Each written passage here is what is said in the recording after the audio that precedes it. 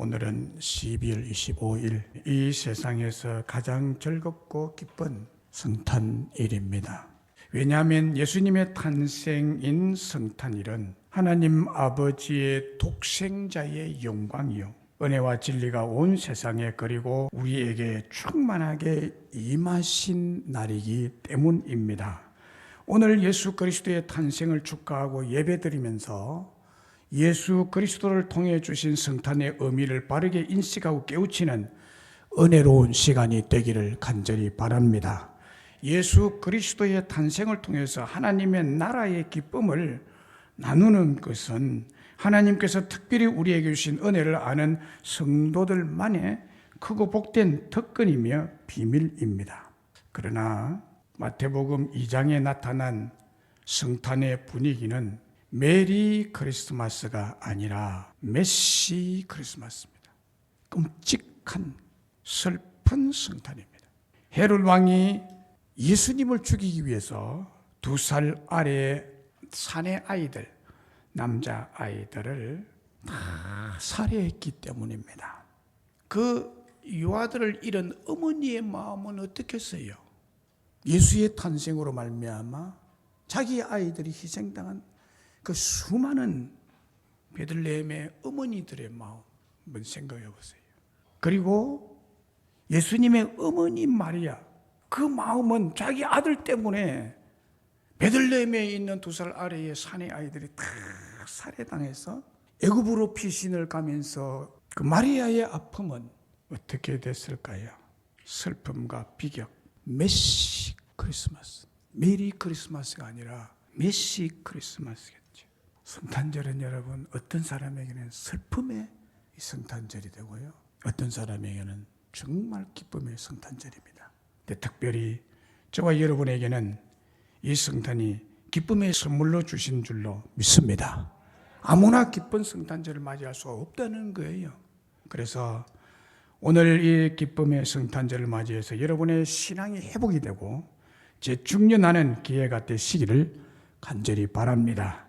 현대를 살아가는 대부분의 사람들은 삶의 의욕을 잃어버리고 희망 없이 살아가고 있습니다. 특별히 젊은 청년들이 갑작스런 고금리, 고물가, 고임금으로 인한 경기 침체로 어둠의 나락으로 떨어져 있고 우울증과 범죄나 자살 충동으로 소망이 상실되어 가고 있는 현대입니다. 인생의 암흑기, 어두운 동굴 속에서 벗어나고자 몸부림을 치지만 희망을 찾지 못하고 있는 실정입니다. 흑암의 동굴 속에 갇혀 있는 사람들의 공통된 특징은 자신감과 비전이 없다는 것입니다. 크리스마스 이브가 되면 교회를 다니는 사람이 다니지 않는 사람이나 거의 모든 사람들은 들떠서 돌아다닙니다. 주 예수님의 오심 때문에 기뻐하고 좋아서 들뜬 감정이 아니라 뭔가 모를 이런 감정에 끌려서 이날은 일찍 집에 들어가면 큰일 나는 것처럼 친구들과 방황하며 밤을 지새고 있는 실정입니다.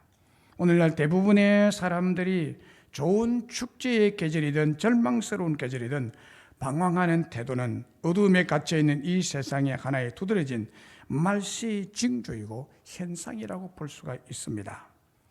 우리 예수님께서 탄생하던 바로 그때도 유대 나라는 로마의 식민지로서 또 하나님께서 400년 동안 말씀이 없으시고 침묵하시던 흑암의 시대였습니다.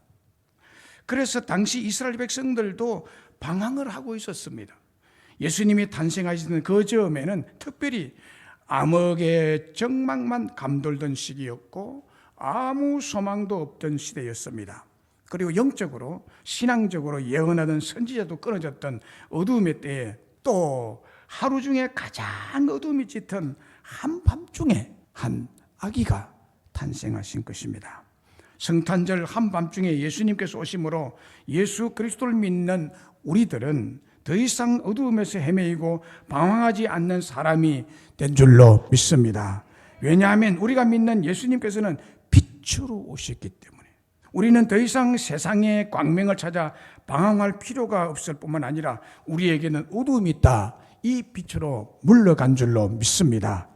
오늘 본문은 하나님의 독생자 예수님께서 육신을 입으시고 이 땅에 빛으로 오셨다고 말씀하고 있습니다. 그러면 예수님께서 빛으로 이 땅에 오셨다는 뜻이 무엇일까요? 그 뜻은 첫째로 예수님은 영광의 빛을 보여주러 오셨다는 것입니다. 오늘 본문에 보면은 그 안에 생명이 있었으니 이 생명은 사람들의 빛이라. 참빛 곧 세상에 와서 각 사람에게 비추는 빛이 있었나니 말씀이 육신이 되어 우리 가운데 거하심에 우리가 그의 영광을 보니 아버지의 독생자의 영광이요 은혜와 진리가 충만하더라고 했습니다. 사람의 육안으로는 볼 수 없으신 하나님께서 육신을 입고 이 땅에 오신 사건이 성탄절입니다. 오늘 본문에서는 특이한 말로 성육신하신 예수님에 대해서 서술하고 있습니다. 14절에 보면은 말씀이 육신이 되어라고 했습니다. 말씀이 육신이 되어라는 이 표현은 예수님의 탄생에 대한 기사를 암시적이고 상징적인 뜻으로 표현하고 있는 말씀입니다. 자연 법칙에 따라서는 원리적으로 앞뒤가 맞지 않습니다. 왜냐하면 말씀은 말씀이고 육신은 육신이기 때문입니다. 말씀은 곧 하나님이시고 하나님께서는 죄 있는 육체의 몸을 입고 이 성탄절에 탄생하셨다는 이 상징적인 표현법으로서 말씀이 눈에 보이는 인간의 육체를 입고 탄생하셨다는 것입니다. 이게 바로 기적이죠. 말씀이 어떻게 사람의 육신이 되느냐는 거예요. 성령으로 어떻게 처녀의 몸에 사람이 생기냐는 거예요. 기적이죠. 그런데 여러분, 말씀이신 예수님께서 말씀으로 오셔서 말씀으로 어두운 인간 세상에 빛을 비춰주심으로 하나님 아버지의 전능하신 못하실 일이 없는 그 기적의 영광을 보여주시기 위해서 오셨다는 뜻입니다. 이것이 바로 말씀이 육신이 됐다는 것은 하나님은 전능하신 분이라는 거예요. 말씀으로 천지를 창조하신 분이에요. 말씀 한마디로 빛이 있으라. 말씀 한마디로 천지를 다 창조하고, 말씀 한마디로 하늘이 있고, 말씀 한마디로 물이 있고, 말씀 한마디로 태양이 있고, 말씀 한마디로 달이 있고, 이 말씀 한마디가 어떻게 말씀이 이렇게 되어지느냐는 거예요. 그 말씀으로 천지를 창조하신 말씀이 예수님도 몸을 육체를 입으신 창조의 주님으로 오실 수 있다는 거예요. 바로 이 영광은 하나님의 영광인데, 하나님은 못하실 일이 없는 전능의 영광을 성탄을 통해서 드러내 주신다는 것입니다. 그러므로 성탄절이야말로 하나님의 전능하신 영광의 빛으로 우리 가운데 함께 있게 되었다는 것. 이게 얼마나 큰 기쁜 소식이십니까? 예수님은 하나님의 전능한 영광을 나타내시는 빛이신데, 절망 가운데, 어두움 가운데, 죄악 가운데 있던 우리에게 다시 시작할 수 있는 전능의 힘, 전능의 능력을 우리에게 제공하시기 위해서 오셨다는 거예요. 인간은 태어날 때부터 생각하는 것이 악한 존재이기에 인간만 본다면 사실 소망이 전혀 없습니다. 인간은 끊임없이 악을 쏟아내고 하나님의 영광이 아니라 심판을 받을 수밖에 없는 악하고 약한 존재입니다. 그러나 그렇게 사람은 실망하고 절망하고 포기할 수밖에 없지만 우리를 위하여 전능의 능력이 되신 예수님이 오셨기에 우리에게 소망이 되는 영광의 빛이 함께 있게 되었다는 거예요. 도저히 용서받을 수 없는 죄를 짓고 심판 가운데 있었지만은 그러한 인간들을 위해서 예수 그리스도께서 오셨습니다. 그분이 우리 대신 죄악을 담당하셨기에 그분 때문에 우리가 삶의 빛이 되는 용서를 받게 되었다는 것입니다. 주님의 용서와 화해의 사역이 우리에게 하나님의 영광을 보는 한 줄기 빛이었습니다. 인간은 어쩔 수 없다고 비판하는 사탄의 세력에 맞서서 죄인인 인간의 편에서 죄의 값을 치르시며 새로운 출발의 빛을 비춰주시는 영광스러운 주님이십니다. 그래서 성탄절에 예수님은 전능자다. 그분이 나에게 있어서 인간의 생각으로는 불가능한 일들이 참 많고 불가능한 일들을 극복하기 어려운 일들을 만나는데 성탄절에 예수님은 바로 못하실 일이 없는 전능의 능력을 가지고 내게 오셨고 그 문제를 해결해 주시기 위해서 오셨다. 할렐루야. 그 영광을 드러내는 것입니다. 요한복음 2장에 보면 예수님께서 가는 혼인잔치에 초청을 받으셨습니다. 그 혼인잔치 집에 가장 즐거움과 기쁨이 아주 고조에 달하고 충만할 때에 포도주가 떨어져 버렸어요. 유대 나라의 결혼식에는 포도주가 없으면 큰일 나는 것입니다. 어떤 경우는 소송이 벌어진다고도 합니다. 영광스러운 신랑 신부의 결혼식이 부끄럽게 되고 수치스럽게 되고 절망적인 사태가 벌어졌습니다. 어떻게 결혼식을 준비했길래 예상도 못하고 포도주가 떨어지도록 만들어내냐는 거예요. 사람마다 염려스러운 웅성거림과 불평이 터져나오기 시작했습니다. 영광스러운 결혼식이 불평, 불만으로 어둡게 되어버렸습니다. 그때 예수님께서 물로 포도주를 만들어 결혼식을 다시 영광스럽게 만들어 주셨습니다. 요한복음 2장 10절 11절에 보면 연회장이 신랑을 불러서 이렇게 말합니다. 말하되 사람마다 먼저 좋은 포도주를 내고 취한 후에 낮은 것을 내거늘 그대는 지금까지 좋은 포도주를 두었도다 하니라. 예수께서 이 첫 표적을 갈릴리 가나에서 행하여 그의 영광을 나타내심에 제자들이 그를 믿으니라. 물이 포도주로 만든 사건, 하나님은 못하실 일이 없다. 죽은 나사로를까지 살리신 그 하나님의 능력, 예수님의 능력은 못하실 일이 없는 그 기적을 통한 영광을 드러내시는 것입니다. 종교개혁자 마틴 루터가 하나님의 의를 새롭게 이해하게 되고 천국의 영광 내 빛의 세계를 보게 된 체험적 사건이 있습니다. 탑상 체험이라고 합니다. 바울 서신과 로마 서신들을 강해해 주는 그 교수였습니다. 신부들에게. 그런데 거기에 보면 하나님의 의가 복음의 핵심이라는 것을 성경에서 알게 되고, 그런데 자신은 죄인일진데 성경에서는 복음이 어찌 기쁜 소식이 될 수 있는가? 복음이 기쁜 소식이 될 수 없다는 거예요. 천주교 사제들은 그렇게 생각하고 그렇게 배우는 거예요. 하나님께서 의로우신 재판관으로서 죄인들을 심판하셔서 죄인들을 그 의로서 멸하실 터인데, 바울은 뭐가 그렇게 좋아서 복음이라고 하며 기뻐했을까 하고 루터는 언제나 고민한 것입니다. 이것이 어떻게 된 것이냐, 도저히 이해할 수 없는 거예요. 자기의 견해로서는. 루터가 생각하고 있던 하나님의 의는 공의의 의, 심판의 의로서 죄인을 정죄하는 의라는 것을 배워왔기 때문에 우리 죄를 위해 우리에게 의의 옷을 입혀주시는 의라는 점을 볼 수가 없었던 것입니다. 그 복음적인 의, 은혜의 의에 있어서는 눈이 감겨버린 것이 이 가톨릭의 신학 사상인 것입니다. 언제나 하나님께서 의로우시고 죄인을 처벌하시는 공의로 생각했던 것입니다. 그런데 루터는 비텐베르크의 탑에 있는 자기의 연구실에서 로마서 1장 17절을 묵상하는 가운데 하나님의 의에 대한 새로운 발견을 하게 됩니다. 하나님의 의란 수동태적인, 되어지는 수동태적인 은혜의 의로서 우리를 하나님의 의에 의해서 죄인을 의롭게 만드시고 구원하시는 은혜의 의라는 사실을 크게 깨우치게 되는 것입니다. 심판의 의가 아니라 은혜의 의로 전환이 되는 것입니다. 루터는 하나님의 의에 대한 새로운 발견을 통해서 천국에 이르는 광명한 빛의 문이 되었다. 그것의 역사로 이 종교개혁자 루터가 종교개혁을 하게 됐다는 거죠.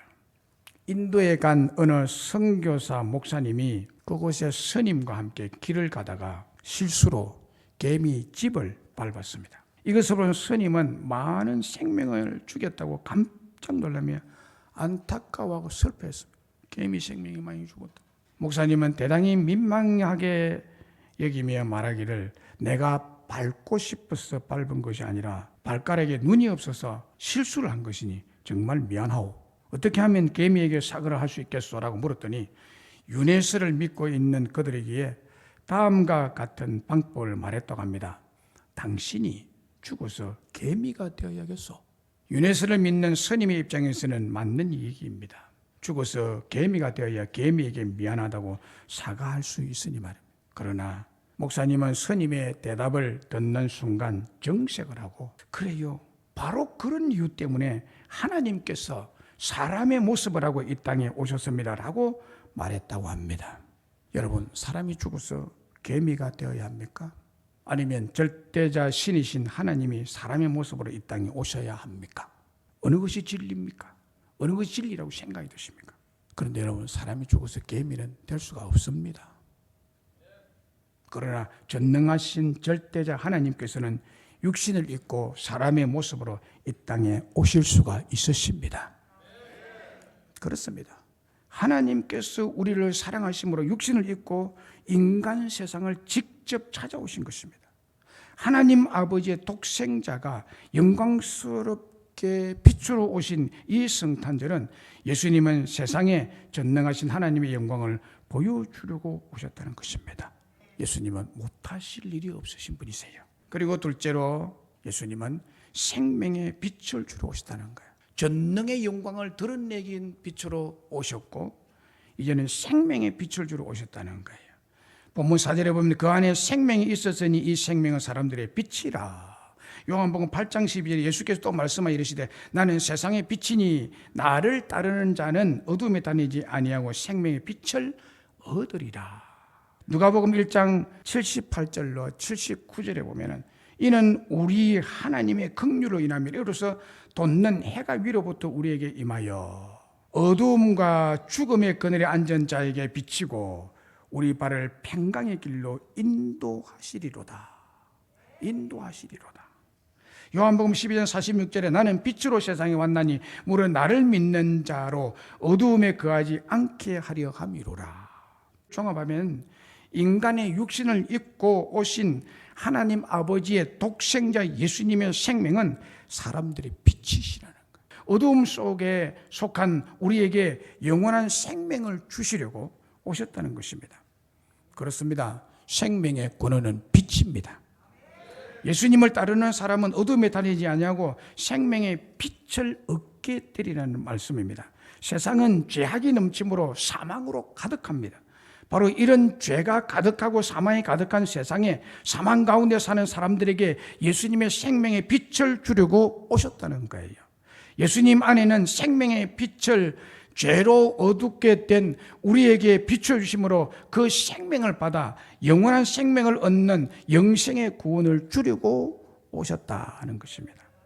생명의 빛을 얻으리라 하실 때 생명이란 헬라 원어는 조에라는 단어인데 초월적 생명, 내세적인 천국에서 누릴 생명, 영생이란 뜻입니다. 그러므로 이 생명은 단순히 이 땅에서 시들어버리고 없어지는 제한되고 국한된 생명이 아니라 이 땅을 초월한 내세, 하나님의 나라, 천국에서도 영원히 살게 하는 영원한 생명을 우리에게 주시기 위해서 생명의 빛으로 오셨다는 것입니다.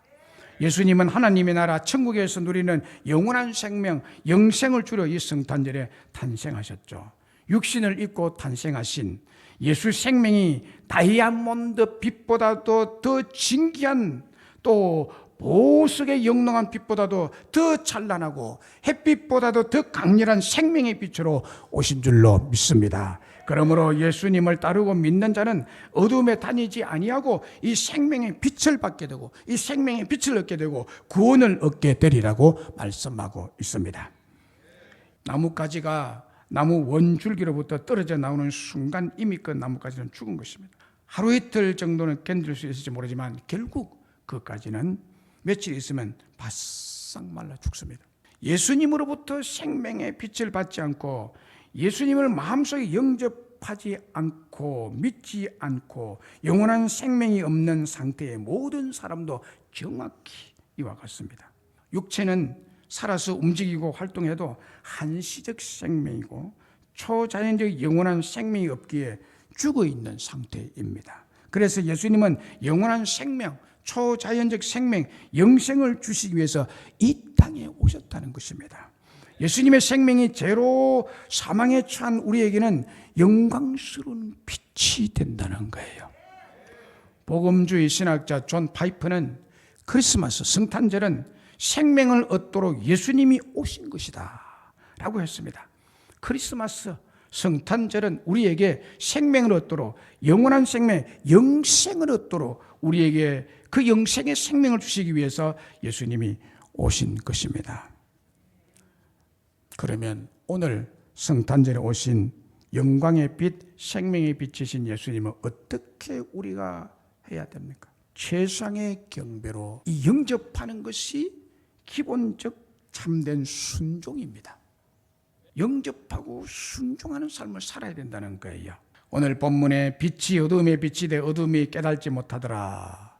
그가 세상에 계셨으며 세상은 그로 말미암아 지은 바 되었으되 세상이 그를 알지 못하였고 자기 땅에 오며 자기 백성이 영접하지 아니하였으나 영접하는 자 곧 그 이름을 믿는 자들에게는 하나님의 자녀가 되는 권세를 주셨으니라고 했습니다. 예수님을 최상의 경배로 영접하셔야 한다는 말씀인데, 이 말은 참된 순종, 온전한 순종을 뜻하는 것입니다. 영접하는 순종이 있으시기를 바랍니다. 예수님 당시에는 온 세상이 죄악으로 어두워 있었습니다. 정치적으로 로마 황제의 절대 왕권 밑에 식민지살이로 유대 백성들은 주권을 다 빼앗겼습니다. 경제적 삶도 도탄에 빠짐으로 가난한 생활로 삶 자체가 암울했습니다. 종교적으로도 하나님의 말씀을 전하는 선지자가 없어졌고 하나님의 말씀이 없었던 흑암의 시대였습니다. 여러 면으로 보나 암흑기였습니다. 그 어두움에 한 줄기 빛이 비쳤는데 곧 빛이신 예수님께서 탄생하신 것입니다. 그런데 어두운 세상에 빛이 비쳤지만은 세상이 이것을 깨닫지 못했다고 합니다. 어두운 유대 세상에 사람들의 빛이신 예수님을 알지 못했고 예수님의 자기 택한 백성이 왕으로 왔지만 영접하지 아니했다고 했습니다. 한마디로 불순종했고 거절했고 왕이신 예수를 죽였다고 말합니다. 그 불순종으로 정말 위대하고 큰 축복을 송두리째 놓쳐버리고 말았다는 얘기입니다. 그러나 여러분, 최상의 경배로 영접하는 자, 곧 그 영광의 빛, 생명의 빛이신 예수 그리스도의 이름을 믿는 자들에게는 하나님의 자녀가 되는 권세를 주신다고 약속하고 있습니다. 예수님께서 왕으로 오셨기에 최상의 경배로 영접하고 최고의 믿음으로 순종해서 경배해야 할 줄로 믿습니다. 예수님을 믿음으로 영접하고 최상의 경배로 경배하면 하나님의 자녀가 되는 권세가 주어집니다. 세상에는 두 자녀밖에 없습니다. 마귀 자녀든지 하나님의 자녀든지. 하나님의 자녀의 권세는 곧 하나님의 권세죠. 오늘 이 성탄 예배에 오신 하나님의 자녀들인 여러분 모두는 이 하나님의 권능, 권세를 받은 자들인 줄로 믿습니다. 이 얼마나 놀라운 하나님의 축복입니까? 이 권세를 가지고 믿음으로 살고 순종의 삶을 살아가야 합니다. 마태복음 2장에 보면 헤롯 왕 때에 예수께서 유대 베들레헴에 탄생하셨습니다. 그때 동방 박사들이 예루살렘까지 와서 유대인으로 왕으로 나신 예수님에게 경배하러 왔죠. 박사들이 자기 나라에서 별들을 관측하는 천문학자들이었는데 동방에서 보던 그 별이 몇 개월 동안 떠서 사라지지 않고 유대 베들레헴까지 앞서서 인도하여 왔습니다. 그리고 아기 예수님이 탄생하신 바로 그 집 마구간 위에 머물러 섰습니다. 그들이 그 멈추어 서 있는 별을 보고 크게 기뻐하고 기뻐했다고 했습니다. 그리고 마태복음 2장 11절에는 이렇게 기록하고 있습니다. 집에 들어가 아기와 그의 어머니 마리아가 함께 있는 것을 보고 엎드려 아기께 경배하고 보배합을 열어 황금과 유황과 모략을 예물로 드렸다고 했습니다. 신상 앞에 동방의 박사들이 엎드려 경배하고 보배합을 열어 황금과 유황과 모략을 예물로 드린 이유가 무엇일까요? 예수님 바로 왕이었기 때문입니다. 이 동방 박사들은 예수님을 구원의 왕, 생명의 왕, 평강의 왕으로 마음에 영접하고 믿었기 때문에 900km나 1400km 이상 떨어진 머나먼 동방 페르시아에서 최소 3, 4개월 전부터 경배하려 예루살렘으로 왔던 것입니다.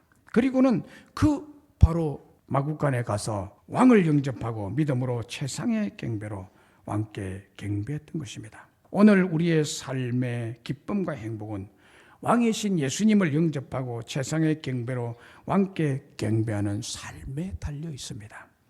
그럴 때 우리의 모든 삶의 영역에서 하나님의 자녀된 권세와 권능이 나타나게 될 줄로 믿습니다. 마태복음 2장에 보면 더욱 빛나는 동방 박사들의 경배는 순종으로 완벽하게 완성이 되고 있다는 사실을 알려주고 있습니다. 마태복음 2장에 보면은요, 동방 박사들이 유대인의 왕으로 나신 이가 어디 계시냐고 헤롯이 깜짝 놀랐어요. 나 왜 다른 왕이 태어났다고? 그랬어요. 박사들에게 자세히 묻고 별이 언제부터 떴더냐, 어떻게 해서 이렇게 여기까지 왔느냐, 그 아기를 찾거들랑 나한테 와서 다시 돌아와서 나도 그에게 경배하기 위해서 잘 그 길을 가르쳐주고 그 집을 가르쳐다오 라고 보냈습니다. 그런데요, 이 박사들이 정성을 다해서 아기 예수님께 예배를 드린 후에 하룻밤을 베들레헴 그 근처에 잤습니다. 잤는데 하나님께서 박사들의 꿈에 헤로데에게로 돌아가지 말라라고 했습니다. 박사들은 하나님의 지시를 받은 대로 순종했죠. 헤롯 왕궁에 들어가지 않고 다른 길로 해서 자기 고국에 바로 가버렸습니다. 예, 보세요. 참된 경배는 순종으로 완성된다는 사실을 보여주고 있습니다. 참된 경배는 순종으로 완성됩니다. 성탄의 최종 목표는 말씀 순종으로 돌아가는 것입니다. 왜냐하면 말씀이 육신이 되신 날이 성탄절이고 이 성탄절 예배의 완전한 왕성은 마냥 기뻐하고 즐거워하고 많은 세속적인 축제가 아니라 말씀 순종으로 돌아갈 때 거기에서 참된 기쁨이 있고 행복이 있고 감격이 오게 될 줄로 믿습니다. 이 축복은요 오직 말씀 순종으로 주어지는 복이죠. 왜 하나님께서 동방 박사들에게 헤로덱으로 돌아가지 말라고 했을까요? 헤롯은요 이스라엘 사람이 아니라 에돔 사람이었고 로마의 분봉왕이었죠. 헤롯은 유대인들의 환심을 사기 위해서 화려하게 웅장한 헤롯 성전까지 지어주는 그런 주도면밀한 사람이었습니다만은 그는 아주 악한 자였습니다. 자기 아내와 장모를 죽였을 뿐만 아니라 장남과 두 아들도 자기의 왕권을 위해서 죽였던 매우 교활하고 악한 사람이 헤롯이었습니다. 그래서 베들레헴 안에 2살 아래에 있는 아들들을 다 죽이러, 그 중에 예수가 같이 안 죽겠느냐, 이렇게 악한 자입니다. 하나님은 이 악한 헤롯을 알고 박사들과 예수님을 보호하기 위해서 헤롯에게로 돌아가지 말라고 지시한 것입니다. 여러분, 예수님 없이도 얼마든지 아름답고 화려한 성전을 지을 수 있습니다. 예수님이 없이도 얼마든지 큰 업적을 남길 수 있습니다. 예수님이 없이도 얼마든지 이 세상에 출시하며 겁으로 돈을 모으고 살아갈 수가 있습니다. 별 탈 없이 살 수 있습니다. 불신자들 보세요. 정관의 신도시의 상가 빌딩들 누가 다 가지고 있습니까? 90%가 불신자. 잘 살아갈 수, 탈 없이 살아갈 수 있어요. 오늘 이 예배에 안 나와도요, 별 탈 없어요. 그러나 예수님 없는 성전은 AD 70년에 티토 장군에 의해서 돌 하나 돌 위에 첨 놓이지 않고 완벽하게 무너졌습니다. 예수님 없는 왕권도 죽음의 심판을 면할 수가 없었습니다. 마태복음 2장 19, 20절에 헤롯이 죽은 후에 주의 사자가 애굽에서 요셉에게 현몽하여 이르되 일어나 아기와 그의 어머니를 데리고 이스라엘 땅으로 가라. 아기의 목숨을 찾던 자들이 죽었느니라. 박사들의 순종으로 성탄 경배는 완성이 되었고 완전한 하나님의 영광이 드러난 것입니다. 그리고 예수님을 죽이려 했던 이 악한 헤롯에게는 죽음의 심판을 가한 것입니다. 스코틀랜드의 신학자 토마스 찰머스는 다가올 영생에 대한 총체적이고 본질적인 준비는 성경이 우리에게 말씀한 것을 믿고 성경이 우리에게 말씀하신 것을 순종하며 따라 살아가는 것이다 라고 했습니다. 미국 역사상 가장 존경받는 인물 뽑기 투표에서 수년 전에 미국의 16대 대통령 링컨이 뽑혔습니다. 여러분, 링컨을 우리가 잘 알다시피요, 가난한 농부의 집에 태어나 초등학교도 제대로 다니지 못했습니다. 그럼에도 불구하고 그는 미국의 대통령이 되었습니다. 그 비밀이 어디에 있을까요? 전혀 불가능한 사람이 대통령이 되는 놀라운 기적의 성취를 이룬 사람이 링컨입니다. 그의 어머니가 링컨에게 남긴 성경책에 있습니다. 그의 어머니 낸시는 세상을 떠나면서 링컨에게 이런 유언을 남겼다고 합니다. 내 아들아, 이 성경책은 나의 부모님에게서 물려받은 책이란다. 내가 여러 번 읽어 많이 낡았지만 우리 집의 값진 보배다. 너에게 수십만 평의 땅을 물려주는 것보다 이 한 권의 성경책을 물려주는 것이 더 기쁜 일이 된다. 너는 성경을 읽고 성경 말씀대로 순종하며 살아가는 사람이 되어다오. 이것이 나의 마지막 부탁이다. 링컨 어머니가 가장 값진 보배라고 하면서 남겨주신 성경 말씀에 순종하고 오직 말씀 따라 살아감으로 하늘나라의 영원한 생명, 영생을 가진 아름다운 하나님의 사람이 되었을 뿐만이 아니라 전 세계에서 큰 영향을 미치는 미국의 대통령, 세계적인 지도자가 되는 축복을 받았다는 거예요. 말씀했습니다. 찬송가 84장에 1절 가사가 이러합니다. 온 세상이 캄캄하여서 참 빛이 없었더니 그 빛나는 영광 나타나 온 세상 빛이었네. 영광, 영광, 주 영광, 영광의 주 밝은 급이 내게 비추었네. 영광 영광의 주, 영광 영광의 주, 이 세상의 빛은 오직 주 예수님. 믿습니까? 이 예수님을 영접하고 최상으로 경배하고 그 육신을 입고 오신 예수의 말씀에 순종할 때 온전한 경배가 완성이 된다는 것입니다. 2001년에 발생한 9.11 테러 사건, 많은 사람들에게 충격적인 사건이었죠. 당시 미국은 아프가니스탄에 전쟁을 선포했고 불과 2달 만에 사건을 주도한 배후 세력들을 모두 제거했습니다. 전쟁을 승리로 이끌었습니다. 그런데 문제는 그 다음이었습니다. 미국이 전쟁에서 승리했지만 이후 곳곳에서 출몰하는 테러 집단들의 전투를 이겨낼 수가 없었습니다. 그 전투는 장장 13년간 이어졌습니다. 결국 2014년에 미국은 아프가니스탄과 종전을 선언하고 미군을 아프가니스탄에서 철수시킵니다. 많은 나라에서 미국과 아프가니스탄과의 전쟁을 이렇게 표현했습니다. 미국이 전쟁에서는 승리했지만 전투에서는 실패했다고. 미국이 전쟁에서는 승리했지만 전투에서 실패했다는 이 말을 오늘 여러분들에게 적용되어야 될 영적 교훈이 있습니다. 예수님을 영접하고 성탄 경배하는 우리는 이미 하나님의 자녀의 권세를 받은 자들로서 영적 전쟁과 전투에서 이긴 자들이 또 이길 수 있는 권세를 부여받은 권세자들입니다. 예수님은 분명히 십자가 위에서 다 이루었다고 하시면서 담대하라, 내가 세상을 이겼노라고 선언했습니다. 이 예수님의 말씀대로 우리는 예수님의 권세로 이미 이긴 싸움을 싸우고 있는 것입니다. 그런데 안타까운 것은 주님이 영적 전쟁에 승리하셨다면 하셨지만은 예수님을 믿는다고 하는 성도들의 삶에서 매일 이어지는 사탄과의 전투에서 속수무책으로 당하고 패배하는 그런 실정입니다. 사탄은 십자가에서 예수님이 돌아가실 때 자신의 운명이 이미 패했다는 사실을 잘 알고 있습니다. 영원한 불못 무적행으로 가는 운명이 됐다는 것을 마귀도 잘 알고 있습니다. 그런데 우리들의 현실은요, 교회 성도들의 현실은 무능하게 패배의 삶을 살고 있다는 것은 너무 안타까운 일이에요. 왜 이런 일이 우리의 일상이 되어버렸습니까? 한마디로 말씀에 불순종하게 됩니다.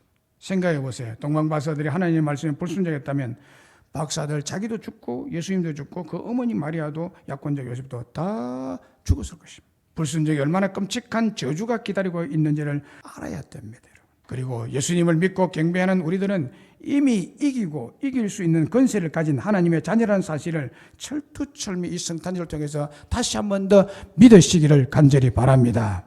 그래서 성탄의 경배가 영광의 빛, 생명의 빛, 승리의 빛으로 오신 예수님을 최상의 경배로 영접하고 참된 믿음으로 온전히 순종함으로 성탄 경배를 완성하는 여러분 되시기를 주의 이름으로 축복합니다.